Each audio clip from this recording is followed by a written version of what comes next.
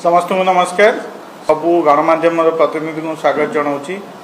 विशेषकर राज्य सरकार डिमडिम पिटुंट जे वर्ष एक उपलब्धि अनेक, किंतु राज्यवासी कौन उपलब्धि ताकू ए वर्ष भितर देखि सारी। एबे आमे जिबा जाजपुर पुलिस भूमिका को नहीं मु आगुरु आरुआ घटना भी कही जे जाजपुर पुलिस उपरे मोर भरोसा नहीं। एबे आमे कथा बा जाजपुर पुलिस दोमुआ नीति, महिला पुलिस मध्य थाना रे असुरक्षित।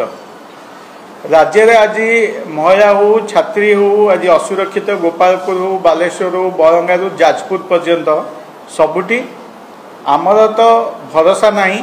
एबे साधारण लोकंकर भी मध्य असुरक्षित मन करुचंती। खोद महिला पुलिस मध्य थाना भितर असुरक्षित बोली जहाँ आपण माने सुनिथिबे। एवं पुलिस को मध्य न्याय देउनी। पुलिस धर्मशाला रे जणे महिला एएसआई निजे एफआईआर करथिले जे राति अधरे थाना रे पसी थाना ऑफिसर को चेयर रे बसी से एएसआई को अब्यूज करथिले, भाषा मध्य कहिथिले, असल्ट मध्य करथिले, मिसबिहेव मध्य करथिले एवं तांकू जीवन रु मारी देवा को धमक देइथिले।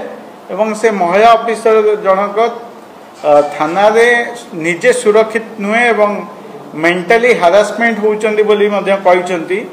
एहा मध्य पाखापाखि 2 मास रु अधिका समय गलाणी, किंतु एक्शन तो दूरर कथा पुलिस तांको सांगे धरी बुलुचंदी। पचारिबारु पुलिस कहिचंती जे आमे तथ्य खोजुचु, प्रमाण मिलले आमे एक्शन नेबु बोली। किंतु आईन रो दुईटी बाट केमिति हैला।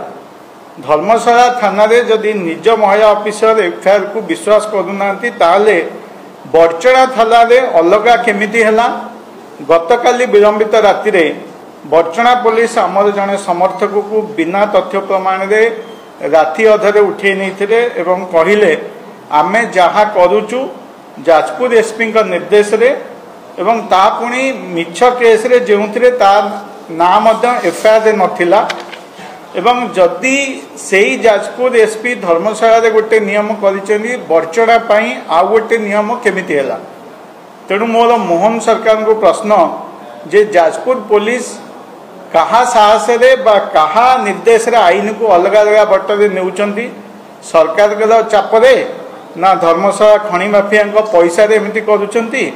शेष रे एतिकी कहबी जेउंठी पुलिस तार निज महिला ऑफिसर को सुरक्षा दे पारुनी, जोटी थाना भितर खणी माफिया माने गाड़ी छड़े नेउचंती, सेठी धर्मशालावासी केते सुरक्षित सेटा आपण माने देखुथिबे।